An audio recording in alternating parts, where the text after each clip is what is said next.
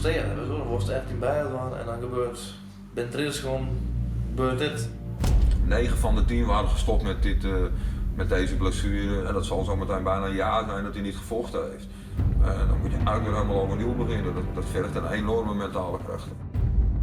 De Veenstra, zijn broer al dit. Wat er wat is. Dat is Veenstra.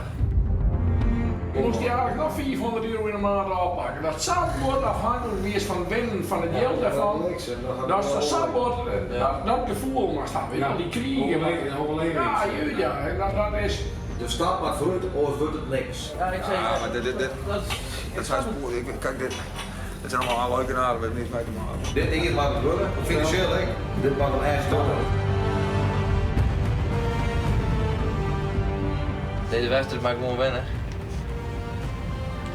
Hoe dan echt.